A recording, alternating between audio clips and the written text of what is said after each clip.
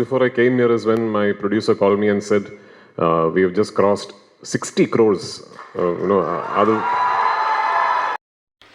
അപ്പം എമ്പുരാൻ്റെ പ്രൊമോഷൻ്റെ ഭാഗമായി തമിഴ്നാട്ടിൽ എത്തിയ പ്രസ് മീറ്റിൽ പൃഥ്വിരാജ് പറഞ്ഞ വാക്കുകളാണ്. കാരണം 60 കോടി ഗ്ലോബൽ മാർക്കറ്റിൽ കടന്നിരിക്കുന്നുവെന്ന്. പ്രസ് മീറ്റ് നടന്ന ഉച്ചയ്ക്കാണ്. അപ്പോൾ 60 ആയെങ്കിൽ ഇപ്പം നിശ്ചയമായിട്ടും 60-ന് മുകളിലേക്ക് മാറിയിട്ടുണ്ട്. അത് നമുക്ക് വൈകുന്നേരത്തോടെ കൃത്യമായിട്ടുള്ള ന്യൂസ് കിട്ടും എന്നുള്ളതാണ് അറിയാൻ പറ്റുന്നത്. അപ്പോൾ എമ്പുരാൻ്റെ പ്രൊമോഷൻ്റെ വായന ഹൈദരാബാദിലായാലും കോയമ്പത്തൂരിൽ, തമിഴ്നാട്ടിലായാലും ചെന്നൈയിലായാലും വിവിധ സ്ഥലങ്ങളിൽ പൃഥ്വിരാജ്, മോഹൻലാൽ, മഞ്ജു വാര്യർ, ടൊവിനോ തോമസ് എന്ന് വേണ്ട മിക്കവാറും എല്ലാവരും അവർ രണ്ടും കൽപ്പിച്ച് തന്നെയാണ്. കാരണം മലയാള സിനിമയുടെ ചരിത്രം മാറ്റിയെഴുതുന്ന ഒരു സിനിമ എമ്പുരാൻ എന്ന് പറയുന്ന ചിത്രം അവർ പോലും പ്രതീക്ഷിക്കാത്ത നിലയിലേക്ക് എത്തിയിരിക്കുന്നു. ഇപ്പം പലരും ഹിന്ദി ആയാലും തമിഴായാലും തെലുങ്കായാലും കന്നഡയായാലും ഏത് സിനിമാ പ്രേമികളും ഒരേപോലെ കാത്തിരിക്കുന്ന ഒരു ചിത്രമായി എമ്പുരാൻ മാറിയിരിക്കുന്നു. അതൊരു പക്ഷേ ഇവരാരും പ്രതീക്ഷിച്ച് കാണിക്കുക അതിനും അപ്പുറത്താണ്. ഇതുക്കും മേലെ എന്ന് നമ്മൾ പറയത്തില്ല, അതുക്കും മേലെയാണ് എമ്പുരാൻ എന്ന ചിത്രം റോക്കറ്റ് പോലെ കുതിച്ച് വാങ്ങിക്കൊണ്ടിരിക്കുകയാണ്. ഇപ്പോൾ ഇന്ന് വിദേശ രാജ്യങ്ങളിൽ ചർച്ച ചെയ്യുന്നത് ഒരു പക്ഷേ എമ്പുരാനായിരിക്കും. മലയാളികൾ എവിടെയുണ്ടോ അവിടെ എല്ലാം എമ്പുരാൻ ചർച്ച ചെയ്യുന്നു. അതുതന്നെയാണല്ലോ ഗ്ലോബൽ മാർക്കറ്റിൽ നിന്ന് ഏകദേശം 60 കോടി രൂപയോടും കിട്ടിയെന്ന് പ്രീഫെയിൽ കളക്ഷൻ ഇനത്തിൽ കിട്ടിയെന്ന് പൃഥ്വിരാജ് തന്നെ പറയാനുള്ള കാരണം. പൃഥ്വിരാജ് ഔദ്യോഗികമായിട്ട് പറയുന്നതിന് തുല്യമല്ലേ.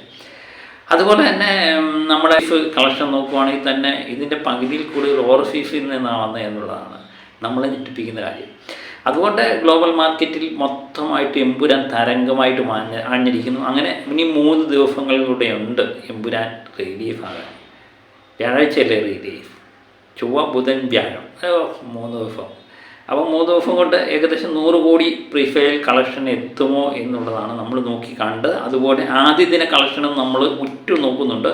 കേരളത്തിലെയും വേൾഡ് വൈഡ് നമ്മൾ ഉദ്ദേശിക്കുന്നതെന്ന് പറഞ്ഞാൽ 50 കോടി രൂപയ്ക്ക് മുകളിൽ 60 കോടിയൊക്കെ വന്നെത്തും. ഏകദേശം 40 കോടി ഇപ്പം നമുക്ക് ഞാൻ ഈ വീഡിയോ ചെയ്തപ്പോൾ ഏകദേശം 42-43 കോടിയോളം ആയിട്ടുണ്ട് എന്നാണ് നമുക്ക് കിട്ടുന്ന വിവരം. അതുപോലെ തന്നെ പിന്നെന്താ, കേരളത്തിൽ നിന്ന് 11 കോടിക്ക് അടുത്തെങ്കിലും എത്തി പ്രീഫെയിൽ കളക്ഷൻ എന്ന്. അപ്പം പടം റിലീഫ് ആകുമ്പോഴത്തേന് ഏകദേശം 12 കോടി 13 കോടിയോളം കേരളത്തിൽ നിന്നും വേൾഡ് ലെവലിൽ നിന്ന് ഏകദേശം 50 കോടിയോളം തികയ്ക്കുമെന്ന് തന്നെയാണ് നമുക്ക് തോന്നുന്നത്. അങ്ങനെ എമ്പുരാൻ എല്ലാം കൊണ്ടും സർവശക്തനായിട്ടാണ് നമ്മളെ കാണാനെത്തുന്നത്. ചെകുത്താൻ്റെ ഒരു വരവുണ്ട്, അതൊന്ന് കാണേണ്ടത് തന്നെ. നമ്മളെല്ലാം തയ്യാറല്ലേ?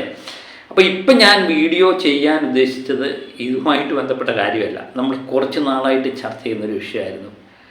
മമ്മൂട്ടി എന്ന് പറയുന്ന നമ്മുടെ പ്രിയപ്പെട്ട നടൻ്റെ അസുഖബാധിതനാണ് എന്നുള്ളൊരു വാർത്ത. അത് പല ചാനലുകളും പ്രസിദ്ധീകരിച്ചു. നമ്മളും അതിനെപ്പറ്റി ഇട്ടിട്ടുണ്ടായിരുന്നു. ഷൂട്ടിംഗ് പെട്ടെന്ന് നിർത്തിവെച്ചിരുന്നു. ദുൽഖർ സൽമാൻ ഈ മമ്മൂട്ടിയുടെ അടുത്തിരിക്കുന്നു, ഫിലിം ഫാർ അമേരിക്കയിലേക്ക് പോകുന്നുള്ള വാർത്ത വരുന്നു. അങ്ങനെ പല വാർത്തകൾ വരുന്നു. ഔദ്യോഗിക സ്ഥിരീകരണം ഒന്നും വന്നില്ല. ഔദ്യോഗികമായിട്ട് നമുക്കറിയാവുന്ന ഒറ്റ കാര്യമുള്ളൂ, മോഹൻലാൽ ശബരിമലയിലെത്തുന്നു മമ്മൂട്ടിക്ക് വേണ്ടി. മുഹമ്മദ് കുട്ടി വിശാഖ നക്ഷത്രം എന്ന് പറഞ്ഞുകൊണ്ട് ഒരു എന്താ പറയുന്നത് പരിപാടി നടത്തുന്നു. മമ്മൂട്ടിയെ സംബന്ധിച്ച് മോഹൻലാലും മമ്മൂട്ടി ഏറ്റവും പ്രിയപ്പെട്ട താരങ്ങൾ തന്നെയാണ്. അവർ സുഹൃത്തുക്കളാണ്. അവരുടെ കുടുംബങ്ങൾ തന്നെ അഗാധമായി ബന്ധമുള്ളവരാണ്. അപ്പോൾ ഫാൻസുകൾ തമ്മിൽ പല രീതിയിൽ ഏറ്റുമുട്ടും. ഇപ്പോഴും നമ്മൾ കണ്ടുകൊണ്ടിരിക്കുകയല്ലേ. അപ്പോഴും ഫാൻസുകൾ നമ്മൾ അങ്ങോട്ടും ഇങ്ങോട്ടും ഏതെങ്കിലുമൊക്കെ പറയുകയാണെങ്കിൽ നമ്മൾ സഹോദരന്മാരാണ് അല്ലേ. ഇപ്പം എൻ്റെ വീഡിയോയ്ക്ക് താഴെ വന്ന് കമൻറ്റ് ചെയ്യുന്നവർ നമ്മൾ സ്നേഹത്തിൻ്റെ ഭാഷയിലാണ് കാണുന്നത്. അതുപോലെ തന്നെയാണ്. അപ്പം മോഹൻലാലും മമ്മൂട്ടി ഇതൊന്നും അറിയാതെ അവർ നല്ല സ്നേഹത്തിൽ തന്നെയാണ്. അത് പല കാര്യങ്ങളിലും മോഹൻലാലിൻ്റെ ഏറ്റവും പ്രിയപ്പെട്ട ദിവസങ്ങളിലെല്ലാം മമ്മൂട്ടി ഹാജരായിട്ടുണ്ട്. അത് മമ്മൂട്ടിക്ക് എന്തെങ്കിലും ആവശ്യം വരുവാണെങ്കിൽ അവിടെ മോഹൻലാൽ നിശ്ചയമായിട്ടും എത്തുമെന്നും നമുക്ക് ഉറപ്പുണ്ട്. അതിനാർക്കും സംശയമില്ല. അത് മമ്മൂട്ടി ഫാൻസിനായാലും മോഹൻലാൽ ഫാൻസിനായാലും ആ കാര്യത്തിൽ യാതൊരു സംശയമില്ല. മമ്മൂട്ടിക്ക് ഒരു കാര്യം ചെയ്താൽ പറ്റിയാൽ അവിടെ ആദ്യം പാഞ്ഞെത്തുക എന്ന് പറയുന്നത് മോഹൻലാലായിരിക്കും. അതുപോലെ മോഹൻലാലിൻ്റെ ഒരു ആവശ്യം വന്നാൽ അവിടെ ആദ്യം എത്തുക മമ്മൂട്ടിയാണെന്നുള്ള കാര്യത്തിലും ആർക്കും സംശയമൊന്നുമില്ല. അപ്പോൾ തമിഴ്നാട്ടിലെത്തിയപ്പോൾ മോഹൻലാലിനോട് മമ്മൂട്ടിയെപ്പറ്റി ചോദിക്കാതിരിക്കത്തില്ലല്ലോ, ചോദിച്ചു. മമ്മൂട്ടി ശബരിമലയിൽ പോയി, മമ്മൂട്ടിക്ക് വേണ്ടി ശബരിമലയിൽ പോയി മോഹൻലാൽ എന്തുകൊണ്ട് അർച്ചന അല്ല വഴിപാട് നടത്തി എന്നതിനെ പറ്റിയായിരുന്നു ചോദ്യം. അതുപോലെ മമ്മൂട്ടിയുടെ അസുഖ വിവരത്തിൻ്റെ കാര്യം ചോദിക്കുന്നുണ്ട്. നമുക്ക് ആ പ്രസ് മീറ്റിൽ ആ ചോദ്യം മോഹൻലാൽ എന്തുത്തരം നൽകി എന്നുള്ളത് കാണാം. மோகன்லால் சார் சார் இங்கே இப்போ சபரிமலைக்கு போயிட்டு மம்முட்டி சாருக்கு உடல் நலம் தேரணும் அப்படின்னு நீங்கள் வந்து பிரார்த்தனை பண்ணியிருக்கீங்க. ஸோ உங்களுடைய அந்த ஆழமான நட்பு பற்றி ஏதாவது சொல்லுங்களேன். அதுக்கு எதுக்கு சொல்லணும்? ശബരിമല പോയി അപ്പോൾ അവർക്ക് വേണ്ടിയിട്ട് വി ഡിഡ് എ പൂജ. അത് அந்த ദേവസ്വം ബോർഡിലെ யாரോ somebody leaked that receipt to the press. அது எதுக்கு சொல்லணும்? இட்ஸ் ஆல் வெரி பர்சனல் അല്ലേ? உங்களுக்காக ഒരാൾ ഒരു ப்ரே பண்ணுறது why should you tell?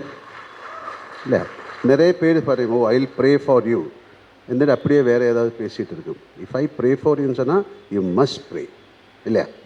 So அது மாதிரி என்னோடய ஃப்ரெண்ட் அவர், என்னோட ஒரு brother. So it's nothing wrong. உங்களுக்காக நான் ப்ரே பண்ணலாம் சார். உங்களே பார்த்தாலும் ஒரு ശബരിമല சாமி மாதிரி இருக்கு. Thank you sir. അപ്പം മോഹൻലാലിൻ്റെ ഉത്തരം കേട്ടല്ലോ. അവർ സഹോദരങ്ങളാണ്, ബ്രദറിന് വേണ്ടി ചെയ്തു എന്നാണ്. അതുപോലെ തന്നെ അടുത്ത സുഹൃത്തുമാണ്. എല്ലാം കൊണ്ടും മോഹൻലാൽ കൃത്യമായിട്ട് ഉത്തരം തന്നെയാണ് കൊടുക്കുന്നത്. അതുപോലെ പേഴ്സണൽ കാര്യമാണ്. ഒരാൾ വഴിപാട് നടത്തുകയോ നടത്താതിരിക്കുകയോ ആരെപ്പറ്റി നടത്തുന്നു എന്നുള്ളതൊന്നും നമ്മളെ ബാധിക്കുന്ന പ്രശ്നമല്ല. അതുപോലെ തന്നെ ആ സാധനം വന്നത് നമ്മളന്ന് പറഞ്ഞതുപോലെ തന്നെ അത് ദേവസ്വം ബോർഡിൽ നിന്ന് തന്നെയാണ്. മുഹമ്മദ് കുട്ടി വിശാഖം എന്ന് കേട്ട് കഴിയുമ്പം അത് കൃത്യമായിട്ട് മോഹൻലാൽ നടത്തി കഴിയുമ്പോൾ അത് കൃത്യമായിട്ട് ആർക്കു വേണ്ടിയാണ് എന്നുള്ളത് അത് മാധ്യമങ്ങളുടെ ശ്രദ്ധ കിട്ടുകയൊക്കെ ചെയ്യുമെന്ന് കൃത്യമായിട്ട് മനസ്സിലാക്കുകയും അത് ദേവസ്വം ബോർഡിലെ ഈ രസീത് എഴുതുന്ന ആൾക്കാർ തന്നെ ആയിരിക്കാം പുറത്തു വിട്ടത്.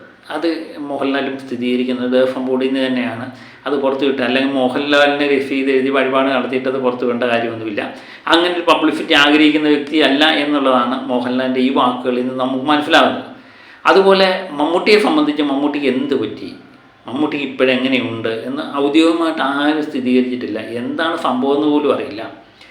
മമ്മൂട്ടിക്ക് ക്യാൻസർ ബാധിതനാണ് എന്ന് പറച്ചിൽ മാത്രമേ ഉള്ളൂ. അത് ഔദ്യോഗികമായി സ്ഥിരീകരിച്ചില്ല. ഏകദേശം സ്ഥിരീകരിക്കുന്ന വിവരങ്ങൾ തന്നെയാണ് എന്ന് എനിക്ക് തോന്നുന്നു. കാരണം ഔദ്യോഗികമായിട്ട് സ്ഥിരീകരണങ്ങളൊന്നും വന്നിട്ടില്ല. അപ്പം അതുപോലെ മോഹൻലാൽ മമ്മൂട്ടിക്ക് വേണ്ടി ഇങ്ങനെ ശബരിമലയിൽ പോയി വഴിപാട് നടത്താമെങ്കിൽ എന്തെങ്കിലും മോഹൻലാലിനെയോ അല്ലെങ്കിൽ മമ്മൂട്ടിയൊക്കെ അലട്ടുന്ന എന്തൊരു പ്രശ്നം മമ്മൂട്ടിയെ ബാധിച്ചിട്ടുണ്ട് എന്നുള്ളത് സത്യമാണ്. അത് ഗൗരവതരമായൊരു കാര്യം തന്നെയാണ് എന്ന് നിസ്സംശയം പറയുകയും ചെയ്യാം. അപ്പോൾ മമ്മൂട്ടിയുടെ ആരോഗ്യനിലയെപ്പറ്റി ഒരു പത്രപ്രവർത്തകൻ മോഹൻലാലിനെ ചോദിക്കുന്നുണ്ട്. മോഹൻലാൽ അതിന് പറയുന്ന മറുപടി ഒന്ന് കേൾക്കാം. அதே கேள்வியோட கண்டினியூஸ். மம்முட்டி சார் நாங்கள் தமிழ்நாட்டிலையும் நிறைய நாங்கள் வந்து கொண்டாடுறோம், இது பண்ணுறோம். மம்முட்டி சாரோட ஹெல்த் பற்றி நிறைய கான்ட்ரவர்சி நிறைய வந்து இதாகிட்டு இருக்கு. நீங்கள் ஒரு ஃப்ரெண்டாக இருக்கீங்க, உண்மையிலே அவர் எப்படி இருக்காரு, உங்கள்கிட்ட பேசினாரா? Is fine. அவ்வளோ திஸ் இஸ் அவருக்கு என்னமோ ஒரு சின்ன ஒரு ப்ராப்ளம் இருந்தது. எல்லாருக்கும் இருக்கும், அது மாதிரி தான். Nothing to worry. Okay, thank U.